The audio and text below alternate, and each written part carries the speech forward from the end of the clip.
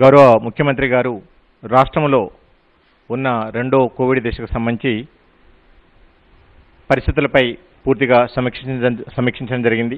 ఈ సమీక్షా సమావేశంలో నిన్న చీఫ్ సెక్రటరీ గారు, హెల్త్ సెక్రటరీ గారు, ఇతర ప్రజాప్రతినిధులు అండ్ మన హెల్త్ డిపార్ట్మెంట్ సంబంధించిన హెచ్ఓడీస్ అందరూ కూడా పార్టిసిపేట్ చేయడం జరిగింది. పూర్తిగా ఆల్మోస్ట్ సుమారు హానరబుల్ చీఫ్ మినిస్టర్ గారు 4 గంటల పైగా సుదీర్ఘంగా సమావేశం నిర్వహించడం, ఈ రెండో దశ కోవిడ్ కట్టడి నివారణకు సంబంధించి సలహాలు సూచనలు అమూల్యమైనగా అందించడం జరిగింది. సో దానిలో భాగంగా ఇమీడియట్గా అప్పటికప్పుడు కూడా హానరబుల్ ప్రైమ్ మినిస్టర్ గారితో మాట్లాడటం, హానరబుల్ యూనియన్ రైల్వే మినిస్టర్ గారితో మాట్లాడటం, మన రాష్ట్రానికి సంబంధించిన ముఖ్యమైన ఏదైతే 3 సమస్యలు ఉన్నాయో, ఆక్సిజన్ అనుకోండి, రెమ్డెసివిర్ ఇంజెక్షన్ అనుకోండి, కోవిడ్-19 వ్యాక్సిన్స్ అనుకోండి, ఇమీడియట్గా హానరబుల్ ప్రధానమంత్రి గారితో మాట్లాడేసి దానికి సంబంధించిన మన నిర్ణీత రిక్వైర్మెంట్స్ ఏవైతున్నాయో వాటినన్నింటినీ కూడా రిక్వెస్ట్ చేయడం జరిగింది. దానికి స్పందించి హానరబుల్ ప్రైమ్ మినిస్టర్ గారు కూడా ఇమీడియట్గా union cabinet minister Piyush Goyal గారికి వారు మళ్ళీ మన హానరబుల్ చీఫ్ మినిస్టర్ గారికి ఎక్స్ప్లెయిన్ చేసేసి వీటికి సంబంధించిన సహాయాలన్నీ కూడా చేయమని చెప్పి ఆదేశించడం జరిగింది. సో దానికి అనుగుణంగా ఆల్రెడీ ఆ రెస్పాన్స్ మనం ఈరోజు చూస్తున్నాం.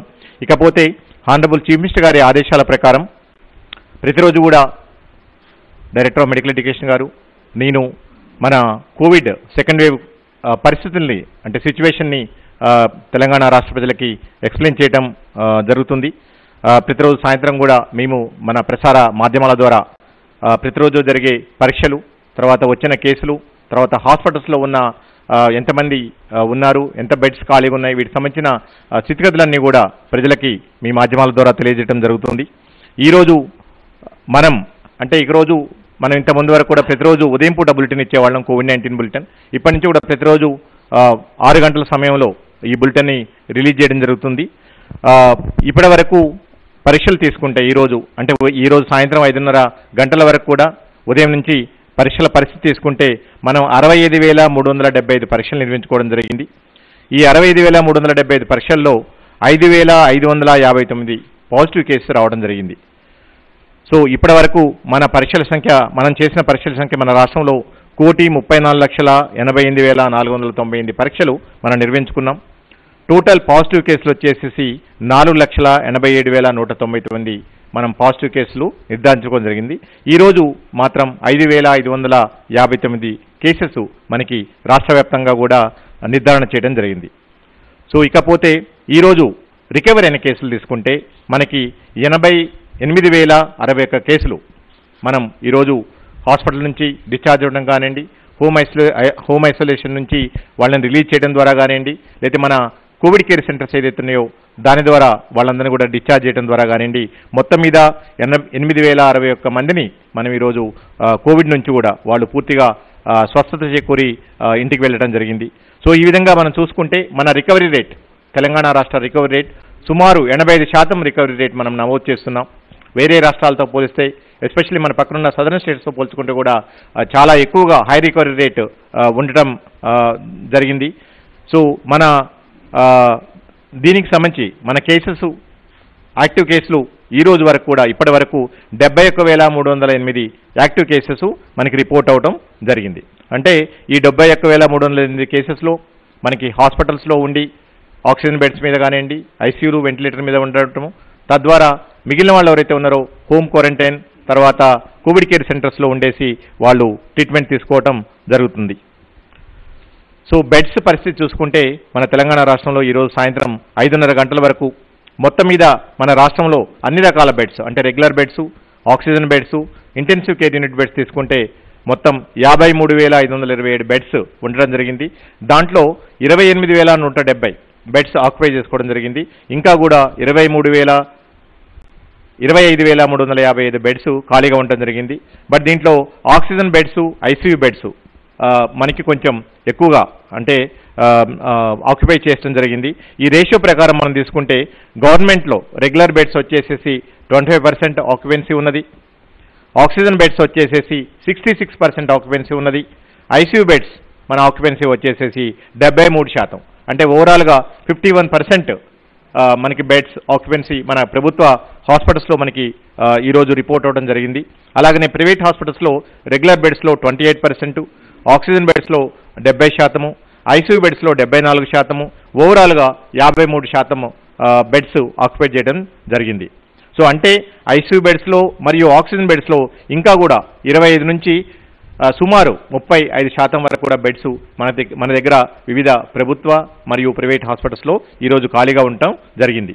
సో ఓవరాల్గా మీకు ఇంతకుముందు చెప్పినట్టు బెడ్ ఆక్యుపెన్సీ వచ్చేసి 53% ఉంటే ICU beds occupancy 74%, oxygen beds occupancy 68% ఉండటం జరిగింది. ఇకపోతే ఈరోజు డెత్స్ వచ్చేసేసి 41 డెత్స్ రిపోర్ట్ అవ్వడం జరిగింది. ఇప్పటి వరకు మొత్తం మీద రాష్ట్ర వ్యాప్తంగా అంటే కోవిడ్ ప్రారంభమైన గత సంవత్సరం మార్చి 3 నుంచి ఇప్పటి వరకు కూడా 2666 మంది ఈ కోవిడ్ వ్యాధితోని మరణించడం జరిగింది.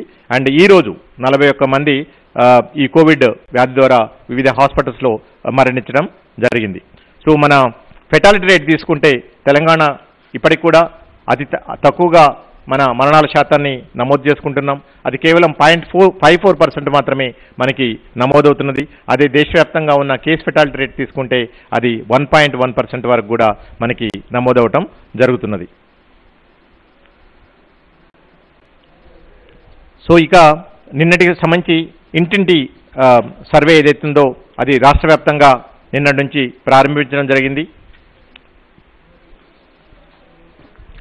హానరబుల్ చీఫ్ మినిస్టర్ గారు కూడా నిన్న దాని మీద సుదీర్ఘంగా రివ్యూ చేయడం జరిగింది.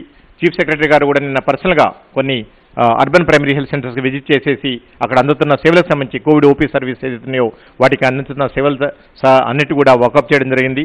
సో దీనికి సంబంధించి ముఖ్యంగా నిన్న రాష్ట్ర వ్యాప్తంగా మొత్తం మీద 1247 హెల్త్ ఫెసిలిటీస్లో మేము కోవిడ్ ఓపీ సర్వీస్ ఎక్స్క్లూజివ్గా కండక్ట్ చేయడం జరిగింది. దీంట్లో మొత్తం మీద రాష్ట్ర వ్యాప్తంగా ఉన్న మా సబ్ హెల్త్ సెంటర్స్ నుంచి, తర్వాత ప్రైమరీ హెల్త్ సెంటర్స్ నుంచి, తర్వాత టీచింగ్ హాస్పిటల్స్ వరకు 141,714 మందిని ఓపీలో మేము ఎగ్జామిన్ చేయడం జరిగింది.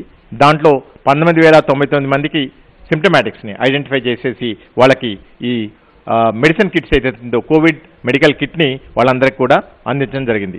అలాగనే రాష్ట్ర వ్యాప్తంగా కమ్యూనిటీలో ఫీల్డ్ లెవెల్లో మొత్తం మీద 20,955 టీమ్స్ పర్యటించడం జరిగింది. అంటే ఈ టీమ్స్ అన్నీ కూడా 20,955 టీమ్స్ ఇంటింటికి వెళ్ళేసేసి వాళ్ళ ఆరోగ్య పరిస్థితుల్ని సర్వే ద్వారా తెలుసుకోవడం జరిగింది.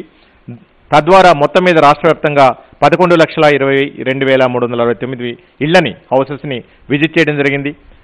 సో వీళ్ళందరినీ కూడా మళ్ళీ సిమ్టమాటిక్స్ని ఐడెంటిఫై చేసేసి వాళ్ళని మన ఓపీకి తీసుకొచ్చి మెడికల్ ఆఫీసర్ స్క్రీన్ చేయటం, వాళ్ళందరికీ కూడా అవసరమైన వాళ్ళందరికీ కూడా వాళ్ళకు కూడా కిట్స్ ఇవ్వటం జరిగింది. సో ముఖ్యంగా ప్రజలకి దీనికి సంబంధించి తెలంగాణ రాష్ట్ర ప్రభుత్వం దేశంలోని అన్ని రాష్ట్రాల కంటే ముందుగా ఎస్పెషల్లీ ట్రీట్మెంట్ ఫస్ట్ అనే నినాదంతో, ఎందుకంటే పరీక్షల కంటే ప్రాణాలు ముఖ్యం అనే నినాదంతో, ఎందుకంటే తద్వారా ఇప్పుడు మనం ఈ మధ్యకాలంలో చూస్తున్నాం పరీక్షల వల్ల ప్రతి ఒక్కరు కూడా పరీక్షలు చేయించుకున్న తర్వాతనే ట్రీట్మెంట్ స్టార్ట్ చేద్దాం అండ్ ఆ పరీక్షా ఫలితాలు రావడానికి కొంచెం టైం పట్టడం, తద్వారా విలువైన సమయం ఏదైతే ఉందో సిమ్టమ్స్ వచ్చిన తర్వాత ఏదైతే మందులు వాడాలో వాళ్ళు సకాలంలో మందులు వాడకపోవటం వల్ల కొన్ని రకాల పరమైన సమస్యలు తలెత్తడం, కొంతమంది హాస్పిటల్లో సీరియస్ సివియారిటీతోనే అడ్మిట్ అవ్వటం, ఇవన్నీ కూడా జరుగుతున్నాయి. వీటిని దృష్టిలో పెట్టుకొని తెలంగాణ రాష్ట్ర ప్రభుత్వం యుద్ధ ప్రాతిపదికన ఈ రాష్ట్ర వ్యాప్తంగా ఉన్న అన్ని ఆరోగ్య కేంద్రాలలో ఓపీ సర్వీసెస్ స్టార్ట్ చేయటం, అట్లే మా ఏఎన్ఎంస్ అండ్ ఆశా కార్యకర్తల ద్వారా రాష్ట్ర వ్యాప్తంగా ఇంటింటికి తిరిగేసేసి ప్రజల ఆరోగ్య పరిస్థితులను తెలుసుకోవటం, వాళ్ళకి కిట్స్ ఇవ్వటం అనే బృహత్తర కార్యక్రమాన్ని చేపట్టడం జరిగింది. అది చాలా చక్కగా వెళ్తుంది, ప్రజల నుంచి అపూర్వ స్పందన లభిస్తుంది.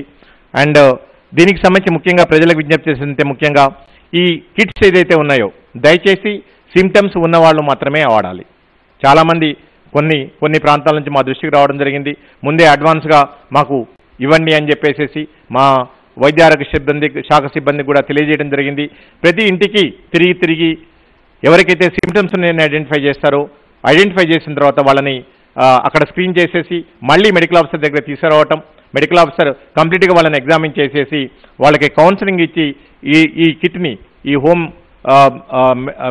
కోవిడ్ మెడికల్ కిట్ ఏదో వాళ్ళని ఎలా వాడాలి, ఏమేమి జాగ్రత్తలు తీసుకోవాలి, ఈ కౌన్సిలింగ్ ద్వారా వాళ్ళకి తెలియజేయటం జరుగుతున్నది.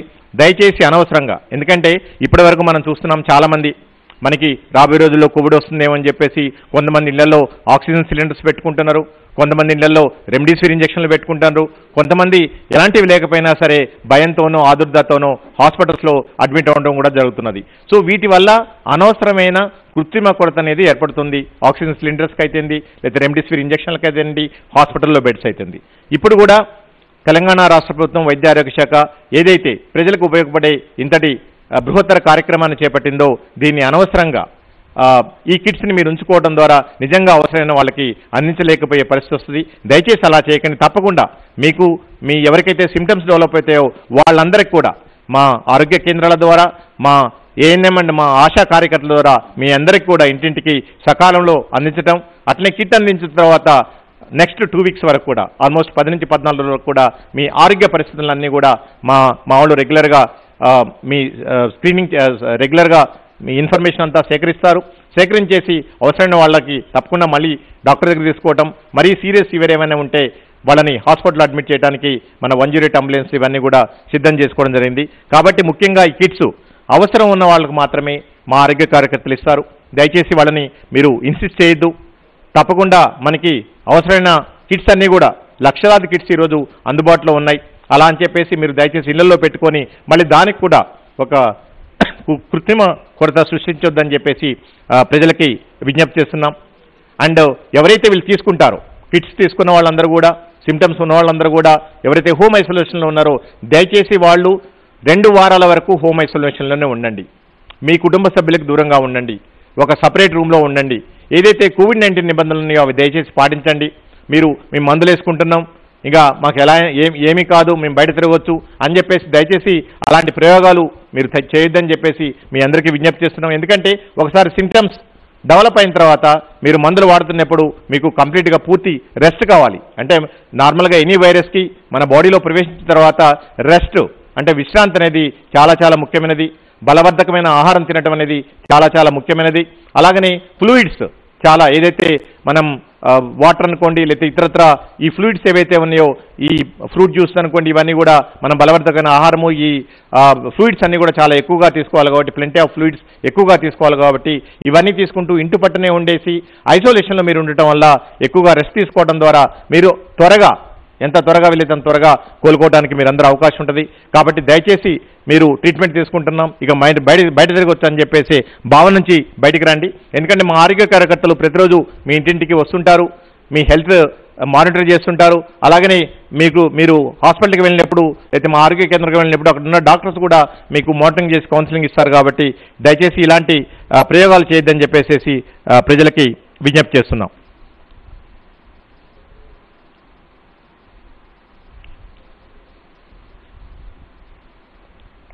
ఇకపోతే ఈ వ్యాక్సినేషన్కి సంబంధించి ఆల్రెడీ నిన్నటి వరకు ఏదైతే వ్యాక్సినేషన్ ప్రోగ్రామ్ ఉందో దానికి సంబంధించిన ఇన్ఫర్మేషన్ అంతా కూడా ఇవ్వడం జరిగింది. ముఖ్యంగా నిన్న హానరబుల్ చీఫ్ మినిస్టర్ గారు ఈ వ్యాక్సినేషన్ ప్రోగ్రామ్ని రివ్యూ చేస్తూ ఎస్పెషల్లీ సెకండ్ డోస్ ఎవరైతే డ్యూ ఉన్నారో, అంటే ఫస్ట్ డోస్ తీసుకొని కోవిషీల్డ్ 6 వారాలు కంప్లీట్ అయిన వాళ్ళు, అలాగనే కోవాక్సిన్ 4 వారాలు కంప్లీట్ అయిన వాళ్ళందరికీ కూడా ప్రాముఖ్యత అంటే ఇంపార్టెన్స్ ఇచ్చేసేసి వాళ్ళకి 2 డోసులు ఇవ్వడం ద్వారా పూర్తి రక్షణ దొరికే అవకాశం ఉంటుంది. కాబట్టి వాళ్ళకి సెకండ్ డోస్ని వాళ్ళ డ్యూ డేట్స్ ప్రకారం ఇవ్వమని చెప్పేసి హెల్త్ డిపార్ట్మెంట్కి తర్వాత చీఫ్ సెక్రటరీ గారికి డైరెక్షన్స్ ఇవ్వడం జరిగింది. దాని ప్రకారము మీకు మళ్ళీ మేము పూర్తి ఇన్ఫర్మేషన్ ఇస్తాం. ఈ సెకండ్ డోస్ని మనం ఎలా స్టార్ట్ చేస్తామని చెప్పేసి. సో ఇప్పటి వరకు కూడా మనం రాష్ట్ర వ్యాప్తంగా తీసుకుంటే సెకండ్ డోస్ ఈ 31 మే వరకు డ్యూ ఉన్నవాళ్ళు మన రాష్ట్రంలో 19,92,257 మంది ఉన్నారు. అంటే మొత్తం మీద సెకండ్ డోస్ ఈరోజు అంటే ఫస్ట్ నుంచి ఈ 31 వరకు మనం కంప్లీట్ చేసుకోవాల్సిన వాళ్ళు కోవాక్సిన్ అయితే 3,30,714 మంది, కోవిషీల్డ్ అయితే 16,61,543 మందికి మనం సెకండ్ డోస్ ఇచ్చుకోవాలి. అలాగనే 15 డేస్ తీసుకుంటే మనం సుమారు అంటే ఈ 15th మే వరకు తీసుకుంటే 4,99,432 మంది సెకండ్ డోస్కి బోత్ కోవాక్సిన్ అండ్ కోవిషీల్డ్ అంటే కోవిషీల్డ్ 6 వారాలు కంప్లీట్ అయిన వాళ్ళు, కోవాక్సిన్ 4 వారాలు కంప్లీట్ అయిన వాళ్ళు వీళ్ళందరూ డ్యూ ఉన్నారు. వీళ్ళందరికీ కూడా ఈ 15 రోజుల్లో సుమారు 5 లక్షల మందికి మనం సెకండ్ డోస్ వ్యాక్సిన్ వేసుకోవాల్సిన అవసరం ఉన్నది. దాని ప్రకారం చీఫ్ సెక్రటరీ గారు మార్నింగ్ నుంచి కూడా హెల్త్ సెక్రటరీ గారు దీన్ని రివ్యూ చేస్తున్నారు. సో ఈ సెకండ్ డోస్ని ఎలా అందించాలి, దానికి సంబంధించిన కోవిన్ పోర్టల్లో ఎలా అనుసంధానం చేసుకోవాలి, దీనికి సంబంధించిన ఇన్ఫర్మేషన్ మ్యాక్సిమం ఈ రోజు రాత్రి వరకు కూడా అందించడం జరుగుతున్నది. బట్ డెఫినెట్గా రేపటి నుంచి ఏదైతే వ్యాక్సినేషన్ ప్రోగ్రామ్ స్టార్ట్ అవుతుందో ఈ సెకండ్ డోస్ తీసుకునే వాళ్ళకి ప్రాముఖ్యత ఇవ్వడం జరుగుతుంది. ఫస్ట్ ప్రయారిటీ ఎవరైతే డ్యూ డేట్ కంప్లీట్ అయ్యి ఉన్నారో, ఎందుకంటే రాష్ట్ర వ్యాప్తంగా మాకు చాలా ఫోన్ కాల్స్ వస్తున్నాయి. మా కాల్ సెంటర్స్ కూడా మేము సెకండ్ డోస్ మరి ఆల్రెడీ కంప్లీట్ అయిపోయింది, ఎందుకంటే ఇప్పుడున్న కోవిన్ పోర్టల్లో మనకి ఎక్స్క్లూజివ్గా సెకండ్ డోస్ ఎవరైతే డ్యూ ఉన్నారో దాని ప్రకారం వాళ్ళు రిజర్వ్ చేసుకోవడానికి అవకాశం లేకుండా పోయింది ఈ పోర్టల్లో. ఆల్రెడీ మన తెలంగాణ రాష్ట్ర ప్రభుత్వం గవర్నమెంట్ ఆఫ్ ఇండియా కూడా రిక్వెస్ట్ చేయడం జరిగింది, ఎందుకంటే సెకండ్ డోస్ డ్యూ ఉన్న వాళ్ళకి ప్రాముఖ్యతనిచ్చుకొని వాళ్ళు వాళ్ళ స్లాట్ కానివ్వండి, వాళ్ళ వ్యాక్సిన్ సెంటర్స్ కానీ రిజర్వ్ చేసుకోవడం ద్వారా వాళ్ళు వ్యాక్సిన్ పొందితే బాగుంటుంది. ఇలాంటి మార్పులు మీరు ఈ కోవిన్ సాఫ్ట్వేర్లో చేయమని చెప్పేసి వాళ్ళని రిక్వెస్ట్ చేయడం జరిగింది. దానికి సంబంధించి వాళ్ళు కూడా ఈ మార్పులను మేము త్వరలో తీసుకొస్తున్నామని చెప్పారు. బట్ అప్పటి వరకు ఎవరైతే డ్యూ ఉన్నారో మనము వాళ్ళకి ప్రాముఖ్యత ఇచ్చేసేసి వాళ్ళు ఆల్రెడీ సెకండ్ డోస్కి డ్యూ ఉన్నారు కాబట్టి వాళ్ళకి వ్యాక్సిన్ అందించడం ద్వారా వాళ్ళకి కంప్లీట్ ప్రొటెక్షన్, ఈ వైరస్ నుంచి పూర్తి రక్షణ దొరికే అవకాశం ఉంటుంది. కాబట్టి రేపటి నుంచి జరిగే ఈ కోవిడ్-19 వ్యాక్సినేషన్ ప్రోగ్రాంలో రాష్ట్ర వ్యాప్తంగా అన్ని గవర్నమెంట్ కోవిడ్ వ్యాక్సిన్ సెంటర్స్లో రెండో డోస్ వాళ్ళకి ప్రాముఖ్యత ప్రాధాన్యత ఇవ్వడం జరుగుతుంది. కాబట్టి ఎవరైతే రెండో డోస్ డ్యూ ఉన్నారో ప్రజలెవరూ కూడా ఆదుర్దపడాల్సిన అవసరం లేదు. తప్పకుండా మీ అందరినీ కూడా ప్రతి సెంటర్ వైజ్ కూడా మేము జిల్లా వారీగా ఆ జిల్లాల్లో ఉన్న అన్ని గవర్నమెంట్ కోవిడ్ వ్యాక్సినేషన్ సెంటర్స్, తర్వాత ప్రైవేట్ కోవిడ్ వ్యాక్సిన్ సెంటర్స్ వాళ్ళు కూడా మా దగ్గరకు వచ్చి వ్యాక్సిన్ తీసుకునే అవకాశం ఉంటుంది. కాబట్టి వాళ్ళందరూ కూడా లైన్ లిస్ట్ ప్రిపేర్ చేస్తున్నాం. తద్వారా మీకు మెసేజ్ల రూపంలో కానివ్వండి, ఇతరత్ర సాధనాల రూపంలో కానివ్వండి మీ అందరికీ తెలియజేయటం, మీరందరూ కూడా మీ దగ్గరలో ఉన్న వ్యాక్సిన్ సెంటర్కి వెళ్ళడం ద్వారా మీ సెకండ్ డోస్ తీసుకోవడానికి అవకాశం ఉంటుంది. ఇకపోతే వ్యాక్సిన్ నిల్వలకు సంబంధించి మన తెలంగాణ రాష్ట్రంలో ఈ రోజు తీసుకుంటే ఈరోజు ఉదయానికి ఓపెనింగ్ బ్యాలెన్స్ వచ్చేసి మనకి టోటల్ వ్యాక్సిన్ 3,74,900 ఉన్నది మొత్తం మీద. సో నేను ఇంతకుముందు చెప్పినట్లు కేవలం 15 రోజులకే కేవలం సెకండ్ డోస్ వాళ్ళకే సుమారు 5 లక్షల డోసులు కావాలి. బట్ ఇప్పుడు మన చేతిలో ఉన్న వ్యాక్సిన్ నిల్వలు వచ్చేసేసి 2 కోవిషీల్డ్ కోవాక్సిన్ కలిపి కేవలం 3,75,000 మాత్రమే ఉన్నాయి. అంటే సుమారు ఆల్మోస్ట్ 1,25,000 డోసులు ఈ ఫిబ్రవరి వరకు తక్కువగా ఉండటం జరిగింది. సో దీనికి సంబంధించి గవర్నమెంట్ ఆఫ్ ఇండియా కూడా ఒక ఇండికేషన్ ఇవ్వడం జరిగింది. నిన్న హానరబుల్ చీఫ్ మినిస్టర్ గారు కూడా ప్రైమ్ మినిస్టర్ గారిని రిక్వెస్ట్ చేయడం జరిగింది. సుమారు మా రాష్ట్రానికి ప్రతిరోజు కూడా 2 నుంచి 2.5 లక్షలు మినిమం, అంటే తక్కువలో తక్కువ మేము వ్యాక్సిన్స్ చేసే అవకాశం ఉంది. కాబట్టి మనకి ఎలకేట్ చేయమని చెప్పేసి హానరబుల్ ప్రైమ్ మినిస్టర్ గారిని రిక్వెస్ట్ చేయడం జరిగింది. దానికి అనుగుణంగా కొన్ని మనకి ఏదైతే అలాట్మెంట్ ఉందో, ఎలకేషన్ ఉందో అది పెరుగుతుందని చెప్పి ఆశిస్తున్నాం రాబోయే రోజుల్లో. ఇకపోతే మనకు వచ్చిన ఇండికేషన్ ప్రకారము ఎక్స్పెక్టెడ్ ఈ 15th మే వరకు ఇంకా మొత్తం మీద మనకు ఇంకొక 3,10,000 అంటే సుమారు 3,11,000 వ్యాక్సిన్ డోస్ వచ్చే అవకాశం ఉంటుంది. సో ఇవన్నీ ఏవొచ్చినా సరే మొత్తం మీద మనకి సెకండ్ డోస్ ఎవరైతే డ్యూ ఉన్నారో వాళ్ళకి మాత్రమే సరిపోతుంది. కాబట్టి మనకి ఎప్పుడైతే వ్యాక్సిన్ నిల్వలు ఎక్కువగా వస్తాయో, డోస్ ఎక్కువగా వస్తాయో అప్పుడు ఎవరైతే సెకండ్ డోస్ కంప్లీట్ అయిన తర్వాత ఫస్ట్ డోస్ వాళ్ళు ఉన్నారో ఈ 45 సంవత్సరాల పైబడిన వ్యక్తులందరికీ కూడా వ్యాక్సిన్ అందిస్తాం. ఎప్పుడైతే మనకి ఫ్రీగా వ్యాక్సిన్ అవైలబిలిటీ ఉంటుందో, అంటే మనకి డోసెస్, నెంబర్ ఆఫ్ డోసెస్ మనం స్టేట్ ఏదైతే రిక్వెస్ట్ చేస్తుందో కేంద్ర ప్రభుత్వాన్ని, ఎందుకంటే ఈ 18 to 44 years మధ్యలో ఉన్న వాళ్ళకు కూడా ఇప్పుడు కేంద్ర ప్రభుత్వమే మనకి అన్ని రాష్ట్రాలకు కూడా వ్యాక్సిన్స్ అలొకేట్ చేయడం జరుగుతున్నది. సో దానిలో భాగంగా ఆ వ్యాక్సిన్స్ కూడా మనకి ఎంత త్వరగా అయితే అంత త్వరగా మనం తీసుకొని సో ప్రజలకి ఈ వ్యాక్సిన్స్ అందించడానికి మనం ప్రయత్నం చేస్తాం. దయచేసి 18 నుంచి 45 సంవత్సరాలు ఉన్నవాళ్ళు కొంచెం ఓపిక పట్టండి, తప్పకుండా మీ వంతు కూడా వస్తుంది. తెలంగాణ రాష్ట్ర ప్రభుత్వం అన్ని రకాల ఈ వ్యాక్సిన్స్ పర్చేజ్ చేయడానికి, తర్వాత అన్ని రకాల ఏర్పాట్లు చేయడానికి సిద్ధంగా ఉంది. వ్యాక్సిన్ వేయడానికి కానీ, లేదా మనకి సంబంధించిన కోల్డ్ చైన్ స్టోరేజ్ కానీ అన్ని రకాలు కూడా ఎలాంటి ప్రాబ్లమ్స్ లేవు. మనకున్న ప్రాబ్లం అంతా కూడా వ్యాక్సిన్ నిల్వలు, వ్యాక్సిన్ డోసెస్. ఇది ఒక మన రాష్ట్రంలో ఉన్న సమస్య కాదు, దేశవ్యాప్తంగా అన్ని రాష్ట్రాల్లో ఉన్న సమస్య. అన్ని చోట్ల కూడా ఇలాంటి పరిస్థితులే ఉన్నాయి. ఇక్కడ ప్రాబ్లం అంతా కూడా వ్యాక్సిన్ ప్రొడక్షన్, అంటే మనకున్న డిమాండ్కి మనకున్న ప్రొడక్షన్ ఏదైతే 2 కంపెనీస్ ఉన్నాయో వాటి సామర్థ్యానికి చాలా వ్యత్యాసం ఉంది. కాబట్టి ఇలాంటి పరిస్థితులు తలెత్తున్నాయి. రాబోయే రోజుల్లో ఇవన్నీ కూడా ఏదైతే కేంద్ర రాష్ట్ర ప్రభుత్వాలు తీసుకుంటున్న చర్యల ద్వారా వీటన్నిటి ద్వారా మనం బయటపెట్టడానికి అవకాశం ఉంటుంది. తప్పకుండా అర్హులైన ప్రతి ఒక్కళ్ళకు కూడా 18 సంవత్సరాల పైబడిన వ్యక్తులందరికీ కూడా రాబోయే రోజుల్లో తప్పకుండా వ్యాక్సిన్ అందించడానికి మనం ప్రయత్నం చేస్తాం. ఇకపోతే ముఖ్యంగా కోవిడ్కి సంబంధించి ఆల్రెడీ నిన్న హానరబుల్ చీఫ్ మినిస్టర్ గారు కూడా సుదీర్ఘమైన రివ్యూలో మొత్తం డేటా, తర్వాత ఎక్స్పర్ట్స్ ఏదైతే ఇన్ఫర్మేషన్ ఇచ్చారో వీటన్నిటికి అనుగుణంగా ఆల్రెడీ మనకు 2 వారాల నుంచి ఆల్మోస్ట్ 2-3 వారాల నుంచి కూడా కేసుల సంఖ్యలో కానివ్వండి, లేకపోతే పాజిటివిటీ రేట్లో కానివ్వండి తగ్గుదల కనిపిస్తుంది. తప్పకుండా రాబోయే 3 నుంచి 4 వారాల్లో మనకి మరింత కేసులు న్యూ ఇన్ఫెక్షన్స్ తగ్గే అవకాశం ఉంటుంది. అలాగనే పాజిటివిటీ కూడా అంటే పాజిటివ్ శాతం కూడా తక్కువగా అవకాశం ఉంటుంది. ఇదంతా కూడా తెలంగాణ రాష్ట్ర ప్రభుత్వము వివిధ శాఖల సమన్వయంతో ఏదైతే ఈ కరోనా కట్టడి నివారణ కోసం చర్యలు చేపట్టిందో వాటి ఫలితం. అలాగనే ప్రజలు ఏదైతే కోవిడ్-19 నిబంధనలు పాటించాలో అవి అందరూ కూడా తూచా తప్పకుండా రిలీజియస్గా పాటించడం వల్ల ఈరోజు ఈ పరిస్థితులు మనం చూస్తున్నాం. ఫైనల్గా ముఖ్యంగా ప్రజలకు విజ్ఞప్తి చేసేదంటే ఇంకా కొద్ది వారాలు మనం అందరం ఓపిక పట్టాలి. ఇప్పటికే మీరు చాలా జాగ్రత్తలు తీసుకుంటున్నారు. అది మీ ఆరోగ్యాల కోసం, మీ కుటుంబాల ఆరోగ్యాల కోసం, మన సమాజంలో ఉన్న ఇతర ప్రజల ఆరోగ్యాల కోసం. ఇంకా కూడా మనకి హాస్పిటల్స్ రిలేటెడ్ చిన్న ఇష్యూస్ ఉన్నాయి. వాటికి సంబంధించి బెడ్స్కి నెంబర్ ఆఫ్ బెడ్స్ పెంచడానికి కూడా అన్ని రకాల ఏర్పాట్లు కూడా ప్రభుత్వం చేయడం జరుగుతుంది. సో ఇంకా వచ్చే కొద్ది వారాల్లో మనం ఈ సమస్య నుంచి పూర్తిగా కాకపోయినా ఈ సీరియస్ వాతావరణం నుంచి మనం బయటపడే అవకాశం ఉంటుంది. కాబట్టి అప్పటి వరకు కూడా ప్రజలందరూ కూడా అత్యవసరమైతే తప్పితే మీకు రియల్లీ మీ లైవ్లీహుడ్స్ కోసము లేకపోతే ఇతరత్ర బిజినెస్ రిలేటెడ్ యాక్టివిటీస్ కోసము వీటికి పోయేటప్పుడు మాత్రం తప్పకుండా మీరు బయటికి పోవచ్చు. బట్ ఏదైతే జాగ్రత్తలు తీసుకోవాలో అలాంటి జాగ్రత్తలు తీసుకోండి బయటికి వెళ్ళినప్పుడు. అండ్ ఇంట్లో మిగిలిన వాళ్ళందరూ కూడా దయచేసి ఇళ్ళకే పరిమితం అవ్వండి. అలాగనే ఈ ఫంక్షన్స్ అనుకోండి ఇతరత్ర అనుకోండి, ఎందుకంటే మనకి వచ్చే కొద్ది రోజుల్లోనే పెళ్లిళ్ళు స్టార్ట్ అవుతున్నాయి. ఆల్రెడీ చాలా ఫంక్షన్స్ స్టార్ట్ అవుతున్నాయి.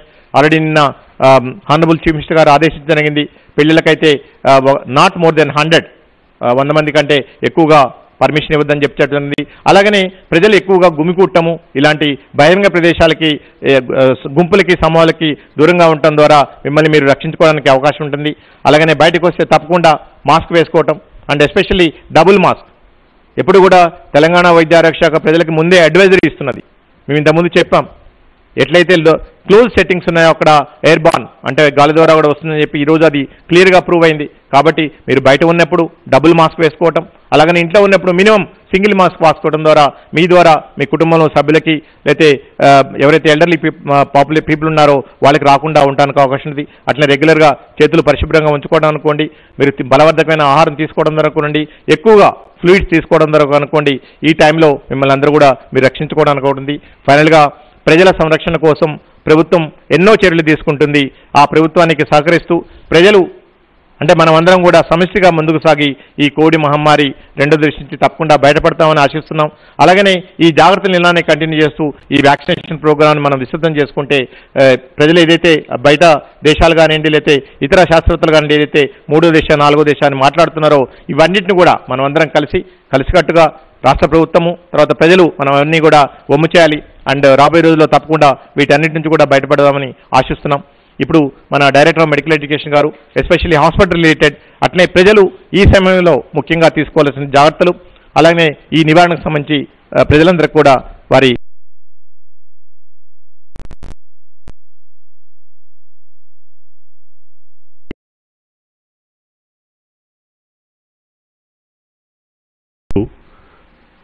మన గౌరవ చీఫ్ సెక్రటరీ గారు ఇప్పటి వరకు అంటే ఒక 3 o'clock వరకు గాంధీ హాస్పిటల్ని సందర్శించి అక్కడ మనం ఏవైతే మొత్తము జిహెచ్ఎంసీలో ఏవైతే పడకలు పెంచే కార్యక్రమం చేస్తున్నామో ముఖ్యంగా ఆక్సిజన్ బెడ్స్ రెగ్యులర్ బెడ్స్ కాదు ఆక్సిజన్ బెడ్స్ ఏవైతే ఎన్హాన్స్ చేస్తున్నామో అరౌండ్ 2300 బెడ్స్ దాకా మనము డిఫరెంట్ హాస్పిటల్స్లో ప్లాన్ చేశాము. వీటిని సమీక్షించడానికి ఈరోజు గాంధీకి రావడం జరిగింది.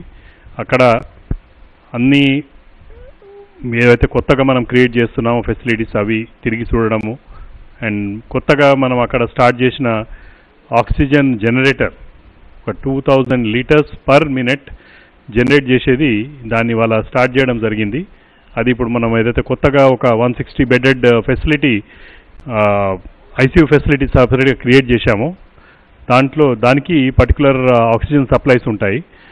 ఎందుకంటే మీకు తెలుసు ఆక్సిజన్ సప్లైస్ ఎంత ప్రికేరియస్గా ఉంటాయి. ఎంత మనం సప్లై చేసినా కానీ ఇంకా రోజు రోజుకు మనకు దాని అవసరం ఎక్కువైతూనే ఉంది.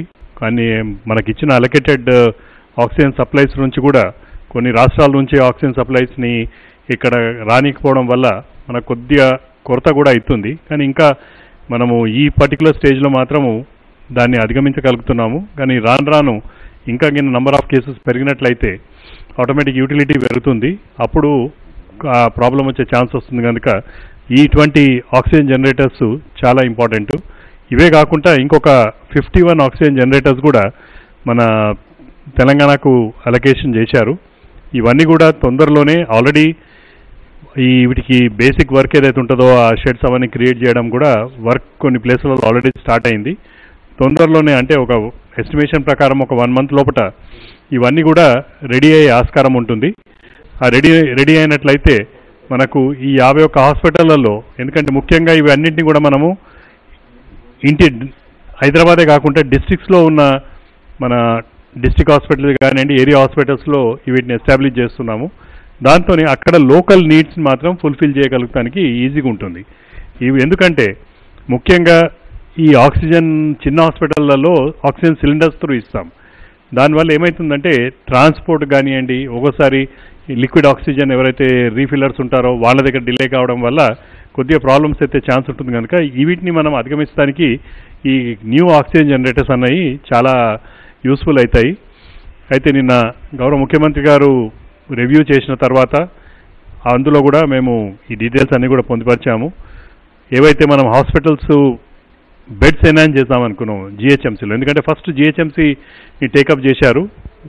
మ్యాక్సిమం లోడ్ ఇక్కడ పేషెంట్స్ ఉన్నారు కనుక ఇంకా మనకు అవసరం పడుతుంది కనుక డే బై డే దాన్ని అనుగుణంగా మనకు షార్టేజ్ రావద్దని ఆల్రెడీ టిమ్స్లో ఒక 200 పడకల దాకా ఆల్రెడీ రెడీ అయినాయి. మొత్తం ఆడ 300 బెడ్స్ అనుకున్నాము. మోస్ట్ ప్రాబ్లీ ఇప్పటి వరకు ఆ రిమైనింగ్ బెడ్స్ కూడా రెడీ అయిపోయి ఉంటాయి. ఇదే కాకుండా ఎంట్రీ దగ్గరనే ట్రయాజ్ కూడా క్రియేట్ చేస్తున్నాం.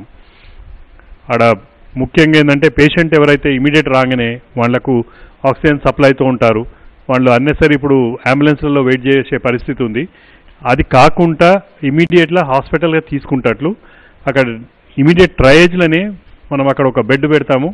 పేషెంట్ని అక్కడ తీసుకొచ్చి ఆక్సిజన్ సప్లై వాళ్ళకు ఇమీడియట్ స్టార్ట్ చేసి ఎలా మనకు వార్డులలో వాళ్ళకి అక్కడ బేసిక్ ట్రీట్మెంట్ స్టార్ట్ చేసిన తర్వాత రెస్పెక్టివ్ వార్డ్స్, అది ఆక్సిజనే కానివ్వండి, వేరే ఇంకేదైనా సపోర్ట్ ఇచ్చే బెడ్స్ ఉన్నా కానివ్వండి అక్కడ షిఫ్ట్ చేస్తారు. సిమిలర్ ఫెసిలిటీ గాంధీలో కూడా క్రియేట్ చేస్తున్నాము. ఆల్రెడీ కొన్ని ఆక్సిజన్ లైన్స్ మనకు అవుట్ పేషెంట్ బ్లాక్లో వేసి ఉన్నాయి. ముఖ్యంగా దాన్ని చూడడానికే ఈరోజు మన చీఫ్ సెక్రటరీ గారు గాంధీకి రావడం జరిగింది. అది కూడా 1 or 2 డేస్లో రెడీ అవుతుంది. దీని ముఖ్య ఉద్దేశం ఏంటంటే ఈ బయట వెయిటింగ్ చేసే పేషెంట్స్ ఎవరైతే ఉన్నారో వాళ్లకు వెసులుబాటు కలిగించడానికి ఇమీడియట్గా వాళ్లకు ఒక ఫెసిలిటీ మనం హాస్పిటల్లో స్టార్ట్ చేయాలంటే ఇటువంటి ఫస్ట్ ఫెసిలిటీ ఉంటుంది. ఆడ ఆక్సిజన్ బెడ్ మీద పెట్టేసి ఆక్సిజన్ స్టార్ట్ చేసి తర్వాత వాళ్ళని రెస్పెక్టివ్ వార్డ్స్కి షిఫ్ట్ చేస్తాం. ఈ ఫెసిలిటీ ఆల్మోస్ట్ ఇవాళ వర్క్ స్టార్ట్ అయిపోయింది గాంధీలో కూడా. వితిన్ అనదర్ 2 days మ్యాక్సిమం 3 daysలో ఆ కంప్లీట్ ఫెసిలిటీ కూడా అవుట్ పేషెంట్లో రెడీ అవుతుంది. దీంతో ఇది ఒక్కసారి కంప్లీట్ కాగానే డిస్ట్రిక్ట్స్లో కూడా మనం ఇంకా బెడ్స్ ఎన్హాన్స్ చేస్తున్నాం. అక్కడ ఆల్మోస్ట్ ఒక 3000 బెడ్స్ దాకా డిస్ట్రిక్ట్స్లలో కూడా మనకు బెడ్స్ ఎన్హాన్స్ అవుతాయి, మెయిన్లీ ఆక్సిజన్ బెడ్స్ ఇవన్నీ. అయితే ఇవి అయినప్పుడు ఈరోజు మనకు 9500 చిల్లర beds oxygen and ICU beds ఉన్నాయి. ఇవి రేపటి దినము ఆల్మోస్ట్ 15,000 బెడ్స్ గవర్నమెంట్ సెక్టర్ని చెప్తున్నాను, నేను ప్రైవేట్ కాదు, గవర్నమెంట్ సెక్టర్ని 15,000 బెడ్స్కి మనం రీచ్ అవుతున్నాం. ఇవన్నీ కూడా వార్ ఫుటింగ్ మీద నడుస్తున్నాయి. ఇదే కాకుండా ఇంకా ఎగ్జిస్టింగ్ హాస్పిటల్స్లో కూడా ఇంకా కొద్దిగా బెడ్ స్ట్రెంత్స్ పెంచడానికి కూడా మన గౌరవ చీఫ్ సెక్రటరీ గారు కొన్ని ఆదేశాలు ఇచ్చారు. అంటే మీద మేక్ షిఫ్ట్ అరేంజ్మెంట్స్ షెడ్స్ కింద వేసి కొన్ని హాస్పిటల్స్లో, అంటే మల్కాజిరి హాస్పిటల్ కానివ్వండి, మలక్పేట హాస్పిటల్, ఇటువంటి అవిట్లలో కూడా ఉన్న బెడ్స్ కంటే ఇంకొక 100 పడకలు ఇంకెక్కువ చేయాలని, ఇంకా అవి చేస్తే ఇంకా కూడా ఎక్కువ బెడ్స్ మనకు హైదరాబాద్లో అందుబాటులోకి వస్తాయి. ఇవన్నీ కూడా సదుపాయాలు కలిగిస్తున్నాము. దీనికి అనుగుణంగా అవసరం ఉండే ఏవైతే మనము సిప్యాప్లే కానివ్వండి, మానిటర్సే కానివ్వండి, ఇవన్నీ కూడా ఆర్డర్స్ ప్లేస్ చేసి ఉన్నాయి. అయితే as far as drugs are concern, government హాస్పిటల్లో మాత్రము ఎటువంటి కొరత లేదు. మనం ఫ్రీగా రెమెడిసివిర్లే కానివ్వండి, ఈ యాంటీకోయాగులెంట్సే కానివ్వండి, వేరే డ్రగ్సే కానివ్వండి, ఏవైతే కోవిడ్లో వాడుతున్నామో అవి మన దగ్గర అడిక్వేట్ స్టాక్స్ ఉన్నాయి. అన్ని హాస్పిటల్స్లో కూడా మనం పొందుపరిచాం. అంటే it's not only in Hyderabad, including district hospitals, area hospitals, even ఎక్కడైనా కొన్ని సిఎస్సీలలో కూడా మా దగ్గర కేసులు చాలా అడ్మిట్ అవుతున్నాయి ఇంటీరియర్ ఏరియాస్లో. అటువంటి హాస్పిటల్స్ కూడా మనము ఇవి సప్లై చేస్తున్నాం. సో ఎక్కడ కూడా కృత్రిమ కొరత లేదు. అండ్ అక్కడక్కడ కొన్ని ఇన్సిడెన్సెస్, ఎక్కడనో కొన్ని ఇన్సిడెన్సెస్ మిస్యూజ్ చేసిండు అటువంటి వచ్చినాయి మా దృష్టికి వస్తే ఇమీడియట్లీ అవన్నీ కూడా మేము పకడ్బందీకి ఇప్పుడు ఫర్ ఎగ్జాంపుల్ రెమిడిసివిర్ ఉన్నదైతే రెమిడిసివిర్కి ఒక ప్రొసీజర్ ప్రోటోకాల్ మేము స్టార్ట్ చేసి అన్ని హాస్పిటల్లో ఇంట్రడ్యూస్ చేశాం. సో దట్ అవిని మిస్యూజ్ చేయకుండా ప్రతి పేషెంటు ఎవరికైతే ఇస్తున్నారో వాళ్ళ అన్ని డీటెయిల్స్ పొందుపరచడమే కాకుండా వాళ్ళ ఫొటోస్ అవన్నీ కూడా దాంట్లో ఇన్కార్పొరేట్ చేసి ఆ రికార్డ్స్ని ప్రతి హాస్పిటల్లో వాళ్ళు భద్రపరచాలి. తర్వాత రెగ్యులర్ బేసిస్ మీద మేము వీటిని ఆడిట్ చేస్తాం. ముఖ్యంగా ఎందుకంటే మనం తెచ్చిన ప్రతి ఇంజెక్షను ప్రతి పేషెంట్ మన దగ్గర ఎవరైతే జెన్యూన్ పేషెంట్ గవర్నమెంట్ హాస్పిటల్ వస్తుండో వాళ్లకు అందుబాటులో ఉండాలి, దీన్ని మిస్యూజ్ చేయవద్దు. ఇది మేము చాలా స్ట్రిక్ట్గా దీన్ని ఇంప్లిమెంట్ చేస్తున్నాము. అదే కాకుండా ఈ టోసిలిజుమాబ్ కూడా ఇంజెక్షన్ ఏదైతే ఉన్నదో దాని గురించి కూడా మాకు డిఫరెంట్ హాస్పిటల్స్ నుంచి అప్లికేషన్స్ వస్తున్నాయి. అయితే ఎవరైతే నిజంగా జెన్యూన్గా వాళ్ళకి అవసరం ఉందో వాళ్ళని కమిటీ దాన్ని అప్రూవ్ చేసి ఇమీడియట్లీ మేము ఆ రెస్పెక్టివ్ హాస్పిటల్స్ కూడా పంపించేస్తున్నాం. మా వినతి ఏంటంటే అవసరం లేని వాళ్ళు ఎప్పుడైతే ఒక కమిటీలో సీనియర్ డాక్టర్స్ ఉన్నారు, దాంట్లో కొన్ని పారామీటర్స్ ఉన్నాయి, ఇవి సూటబుల్గా లేని వాళ్లకు మనము టోసిలిజుమాబ్ ఇచ్చినట్లయితే వాళ్ళకి హెల్ప్ కాకుండా ప్రాణాపాయం అవుతుంది. ఇది ఎందుకంటే నేను స్పెసిఫిక్గా చెప్పదలుచుకున్నాను. కొందరికి ఏం చేస్తున్నారంటే తెలిసో తెలియక కూడా మా డాక్టర్లు వీళ్లకు మీరు పోండి, ఈ పర్మిషన్ పెట్టుకోండి, తెచ్చుకోండి, ఇంజక్షన్లు ఇచ్చుకోండి, ఇస్తే ప్రాణాపాయం ఉండదని చెప్తున్నారు. అది తప్పది. అన్నెసరీగా టోసిలిజుమాబ్ ఇచ్చినట్లయితే ఆ పేషెంట్కి secondary infections, severe infections, fungal infections వచ్చి వీటి నుంచి బయటపడడం అనేది చాలా కష్టము, ప్రాణాపాయం అవుతుంది, మరణిస్తారు కూడా. అందుకోసము కమిటీ ఒకసారి అప్రూవ్ చేసి ఇచ్చినట్లయితే 100% ఆ కేసుకి ఎలిజిబిలిటీ ఉంటుంది. లేని వాళ్ళని మాత్రము మీరు ఆతృత పడనవసరం లేదు. వాళ్ళకి ఇప్పుడు ఏదైతే జరుగుతుందో ట్రీట్మెంటు అదే ట్రీట్మెంట్ని కంటిన్యూ చేయాలి. ఇంకొకటి లాస్ట్ నా రిక్వెస్ట్ ఏంటంటే డిస్ట్రిక్ట్స్లో ఉన్న పేషెంట్స్, పాజిటివ్ పేషెంట్స్ ఎవరికైతే డిస్ట్రెస్ ఉందో, ఎవరికైతే హాస్పిటలైజేషన్ అవసరం ఉందో ప్లీజ్ హైదరాబాద్కి మీరు రానవసరం లేదు. మీరు అక్కడనే దగ్గరున్న మా డిస్ట్రిక్ట్స్లో ఉన్న హాస్పిటల్స్లో, అవి డిస్ట్రిక్ట్ హాస్పిటల్ కానివ్వండి, ఏరియా హాస్పిటల్ కానివ్వండి, వీటిలలో అడ్మిట్ కాండి. అన్నెసరీ హైదరాబాద్కి వచ్చినట్లయితే అక్కడ ఫెసిలిటీస్ ఇప్పుడు మీరు బెడ్స్ స్ట్రెంత్ ఏదైతే ఉన్నదో మనం దాన్ని స్టడీ చేసినట్లయితే maximum number of beds fill up అవుతున్నాయేమో సిటీలో. డిస్ట్రిక్ట్స్లో ఉన్న బెడ్లు ఈవెన్ ఆక్సిజన్ కానివ్వండి, వెంటిలేటర్ బెడ్స్ కూడా అక్కడ అవైలబుల్ ఉన్నాయి. కానీ మనము హాస్పిటల్ స్టాటిస్టిక్స్ తీసి చూసినట్లయితే డిస్ట్రిక్ట్స్ దగ్గర కూడా ఎంతో మంది పేషెంట్స్ వచ్చి ఇక్కడ అడ్మిట్ అవుతున్నారు.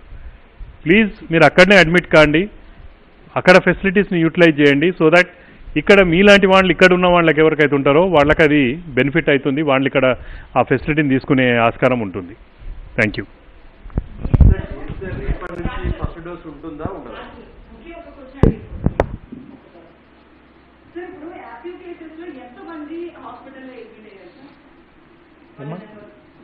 ఇప్పుడు హాస్పిటల్లో ఉన్న వాళ్ళు మనం ఇంతకుముందు లెక్క తీసుకున్నాం కదా, హాస్పిటల్స్ రిలేటెడ్ వచ్చేసేసి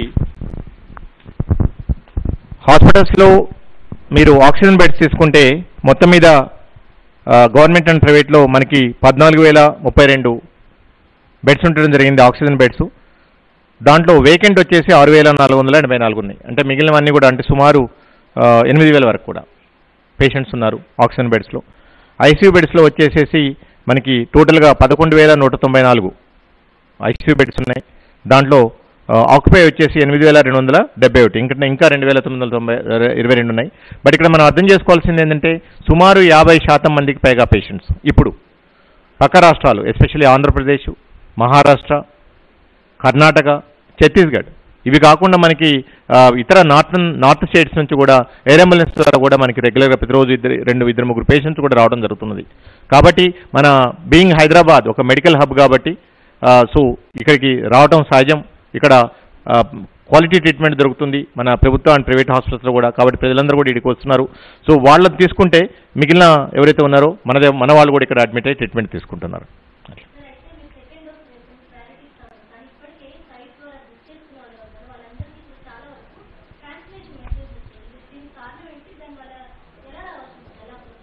అంటే ఇది దేశవ్యాప్తంగా కేంద్ర ప్రభుత్వం వ్యాక్సినేషన్ సంబంధించి ఒక విధానపరమైన నిర్ణయం తీసుకోవడం జరిగింది.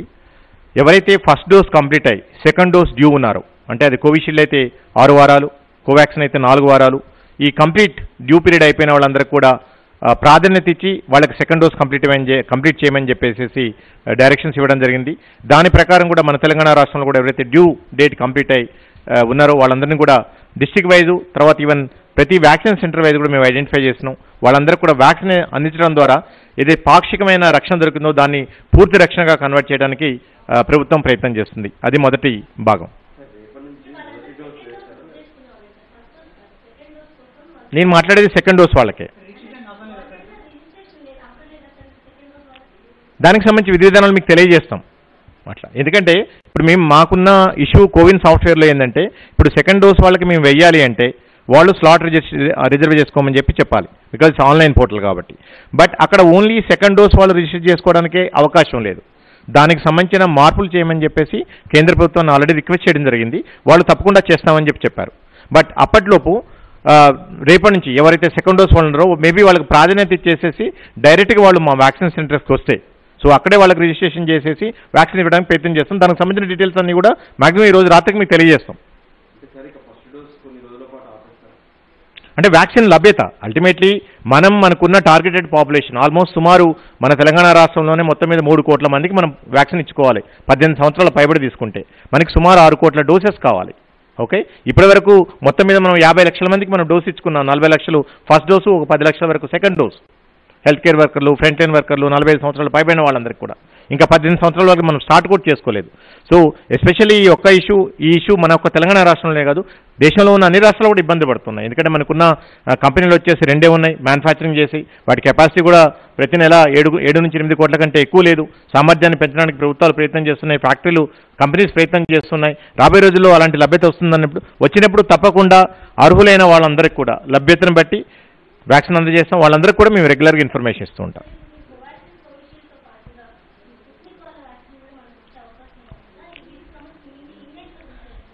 ఇంతవరకు దానికి సంబంధించి అల్టిమేట్లీ ఇదంతా కూడా ఒక సెంట్రలైజ్డ్ సిస్టమ్ ద్వారా కేంద్ర ప్రభుత్వం అలొకేట్ చేస్తున్నది. సో దాని ప్రకారం అది 45 సంవత్సరాలు పైబడిన వాళ్ళకి కేంద్ర ప్రభుత్వం ఇస్తుంది. 18 సంవత్సరాల నుంచి 44 సంవత్సరాల మధ్యలో ఉన్న వాళ్ళకి వచ్చేసేసి కేంద్ర ప్రభుత్వాలు రాష్ట్రానికి సంబంధించిన డోసులు కూడా వాళ్ళే అలొకేట్ చేస్తున్నారు. సో ఆ అవైలబిలిటీని బట్టి మనం తీసుకొని పోవాలి. ఇప్పటికే రాష్ట్రానికి స్పుత్నిక్ వచ్చిందని చెప్తున్నటువంటి నేపథ్యంలో ఎప్పటి నుంచి అది లాంచ్ అవుతుంది? మీ పరిధిలోనే ఉంటుందా లేదంటే ప్రైవేట్ వాళ్ళే నేరుగా వ్యాక్సినేషన్ చేస్తారు? ప్రస్తుతానికి అన్ని రకాల వ్యాక్సిన్స్ అంతా కూడా కేంద్ర ప్రభుత్వ ఆధీనంలో వాళ్ళ పరిధిలోనే ఉన్నాయి. వాళ్ళు ఇచ్చిన గైడ్లైన్స్ ప్రకారం వాళ్ళ ఎలకేషన్ ప్రకారమే మనం ముందుకు వెళ్లాల్సి ఉంటుంది. ఈవెన్ స్పుత్నిక్ కూడా మాకు ఇన్ఫర్మేషన్ అంటే ఇంకా కూడా అది వివిధ రకాల పరీక్షలకి it's undergoing different test. Maybe రాబోయే రోజుల్లో మనకి అవి కూడా లభ్య అయ్యే అవకాశం ఉంటుంది. బట్ అది మనకు రాష్ట్రానికే కాదు అన్ని రాష్ట్రాలకు కూడా ఉంటుంది. ఒకసారి ఇస్తే కన్ఫ్యూజన్ అయితే కనిపిస్తుంది. కోవాక్సిన్ కోసం సెంటర్లకు వెళ్ళాక అక్కడ కోవిషీల్డ్ మాత్రమే ఉంటుంది. అంటే వ్యాక్సిన్ ఆప్షన్ కనిపించట్లేదు. మనం ఏ వ్యాక్సిన్ వేసుకోవాలి, ప్రైవేట్లో స్టార్ట్ కాలేదు. సో వాళ్ళు బుక్ చేసుకున్న తర్వాత మళ్ళీ తిరిగి వెనక్కి వెళ్ళాలి. ఎట్లా ఆప్షన్ ఉండదు. ఇప్పుడు దానికి సంబంధించి ఇప్పుడు ఏదైనా మార్పులు రేపటి నుంచి మనకి వ్యాక్సినేషన్ ప్రోగ్రాంలో మనం చేస్తున్నాం అంటే అది కేవలం సెకండ్ డోస్ వాళ్ళకి ప్రయారిటీ ఇవ్వడం కోసం మనం చేస్తున్నాం, వాళ్ళకి ప్రాధాన్యత ఇవ్వడం కోసం మనం చేస్తున్నాం. అప్పుడు కోవిషీల్డ్ వాళ్ళైనా కోవాక్సిన్ వాళ్ళైనా ఎవరైతే డ్యూ డేట్ కంప్లీట్ అయిన వాళ్ళు ఉంటారో వాళ్ళు దగ్గరలో ఉన్న కేంద్రానికి వెళ్ళడం ద్వారా వ్యాక్సిన్ తీసుకోవచ్చు. ఏమంటారు? రెండు అవైలబుల్ ఉంటాయి. సెకండ్ డోస్ డ్యూ ఉన్న వాళ్ళకి 2 కూడా అవైలబుల్ ఉండేట్లు మేము చేస్తాం. ఎందుకంటే మా దగ్గర ఎంతో కొంత కోవాక్సిన్ ఉంది, తర్వాత కోవిషీల్డ్ కూడా ఉన్నది సెకండ్ డోస్ సరిపోయేటట్లు.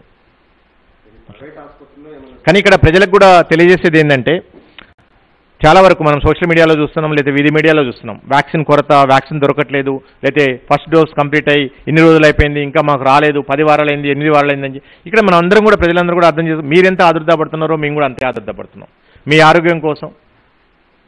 సో ఇలాంటి పరిస్థితుల్లో ఇది మన చేతుల్లో లేదు. వ్యాక్సిన్ మ్యానుఫ్యాక్చర్ కావాలి. ఇది ఒక మన దేశంలో ఉన్న సమస్య కాదు, అట్లే మన ఒక్క రాష్ట్రంలో ఉన్న సమస్య కాదు. ఈ విషయాన్ని మనం అందరం అర్థం చేసుకోవాలి. కేంద్ర ప్రభుత్వము, తెలంగాణ రాష్ట్ర ప్రభుత్వం అన్ని రకాల చర్యలు చేపడుతుంది. వ్యాక్సిన్ని ఎంత త్వరగా వెళితే అంత త్వరగా ప్రజలకు. ఈరోజు ఆల్రెడీ హానరబుల్ చీఫ్ మినిస్టర్ గారు 2500 కోట్లు ఈ వ్యాక్సిన్ కోసం అలొకేట్ చేయడం జరిగింది. ఇప్పుడు మనకి రెడీలీ అవైలబుల్ వ్యాక్సిన్ ఉంటే ఈ మొత్తం అమౌంట్ పే చేసి కూడా మనం తీసుకోవడానికి సిద్ధంగా ఉన్నాం.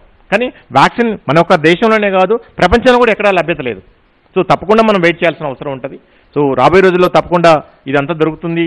అర్హులైన ప్రతి ఒక్కళ్ళకి కూడా ఎంత త్వరగా వెళ్ళితే అంత త్వరగా వ్యాక్సిన్ తీసుకోవడానికి ప్రయత్నం చేస్తాం. Thank you.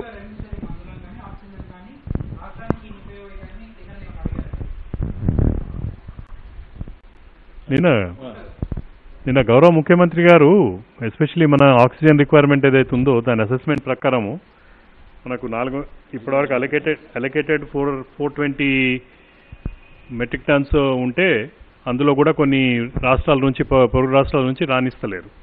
సో ఇవన్నీ కూడా కలుపుకొని మాకు minimum 500 metric tons per day requirement ఉంటుంది. అదే కాకుండా అదే అనుగుణంగా రెమ్డెసివిర్ కూడా, ఎందుకంటే రెమ్డెసివిర్ కూడా సెంట్రల్ గవర్నమెంట్ ఆధీనంలో ఉంది కనుక అవి కూడా దాని కోటా పెంచాలి. మాకు ముఖ్యంగా పక్క రాష్ట్రాల నుంచి ఆల్మోస్ట్ పేషెంట్స్ ఒక 50% పేషెంట్స్ మనకు హైదరాబాద్లోకి వస్తున్నారు. వీళ్ళలో చాలామంది సీరియస్ కేసెస్ ఇవి. ఆర్డినరీ కేసులో అయితేనేమో వాళ్లకు రెమ్డెసివిర్ అవసరం ఉండదు, కానీ ఇవి సీరియస్ కేసెస్ కనుక ఇప్పుడు మనకు ఎస్పెషల్లీ ప్రైవేట్ సెక్టర్ హాస్పిటల్స్లలో 50% పేషెంట్స్ వాళ్ళే ఉన్నారు.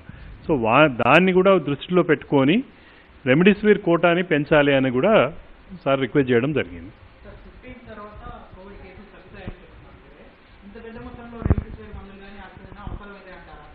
చూడండి, ప్రిపరేషన్ ఈజ్ ఇంపార్టెంట్.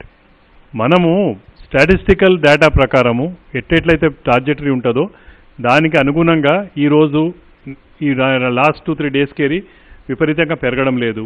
అంటే మనకు పాత ఎక్స్పీరియన్స్ ప్రకారం మనం అనుకునేది ఏంటంటే ఆటోమేటిక్గా తగ్గుముఖం పడుతుంది స్లోగా అన్నది. అంతేగాని ఈ ఎస్టిమేషన్స్ మీద మనం ప్రిపరేషన్ చేయకపోతే రేపు ఇంకా 4 రోజులు ఇది ఎక్స్టెండ్ అవుతుంది.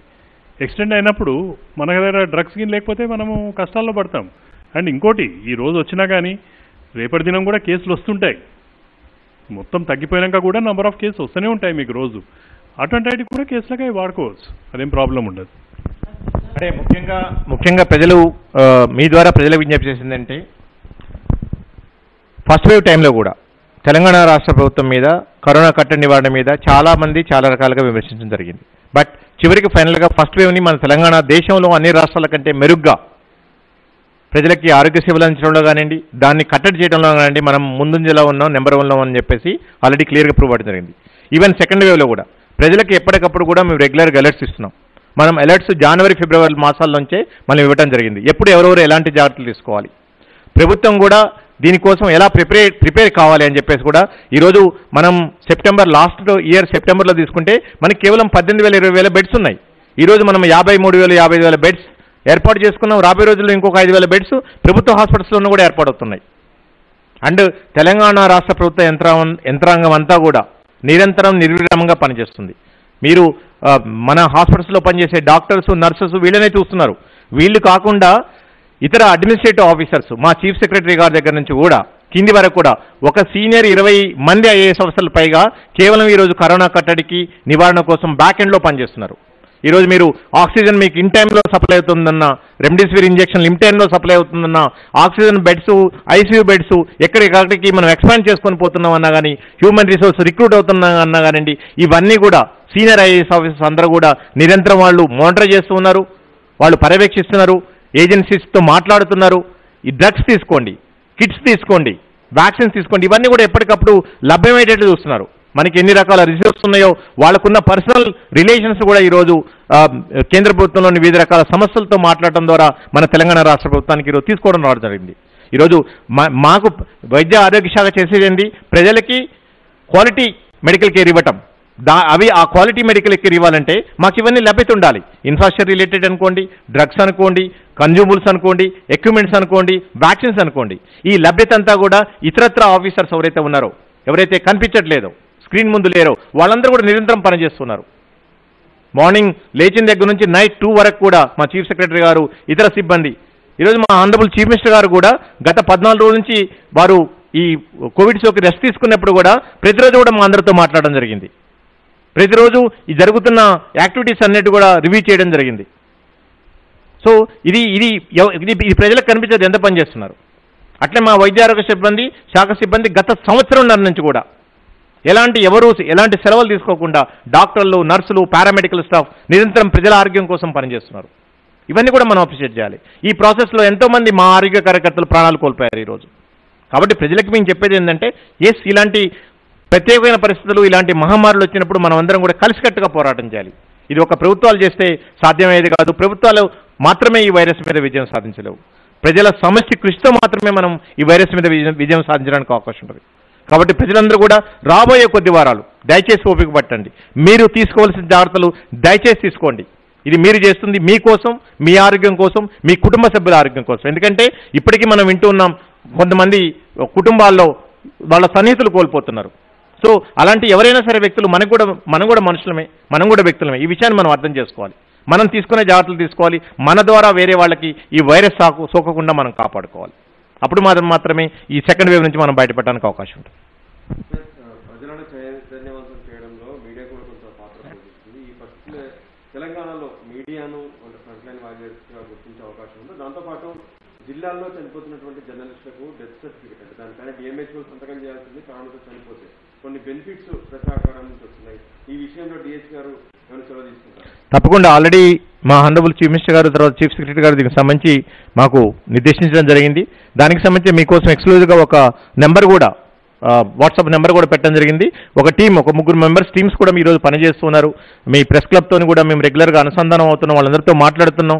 అది ఇతర అవసరాలన్నీ కూడా, బెడ్స్ అనుకోండి, లేకపోతే మందులు అనుకోండి, లేకపోతే హోమ్ ఐసోలేషన్ కిట్స్ అనుకోండి, టెస్ట్లు అనుకోండి, ఇవన్నీ కూడా మేము చేస్తున్నాం. తప్పకుండా మీరు ఈరోజు వైద్య ఆరోగ్య శాఖలోని సిబ్బంది ఎలా అయితే పనిచేస్తారో మీరు కూడా ప్రజల్లో చైతన్యం కలిగించడం కోసం, ప్రజలకి ఈ ఇన్ఫర్మేషన్ ఏదైతుందో అది కూడా క్వాలిటీ ఇన్ఫర్మేషన్ కోసం మీరు అందరూ కూడా గత సంవత్సరం నుంచి మీరు కూడా పనిచేస్తున్నారు. తప్పకుండా మీరు ఫ్రంట్ లైన్ కార్యకర్తలు, మీకు కావాల్సిన తప్పకుండా మీకు ఏవైతే ఉన్నాయో అవన్నీ కూడా మేము అందజేయడానికి ప్రయత్నం చేస్తాం. Thank you so much.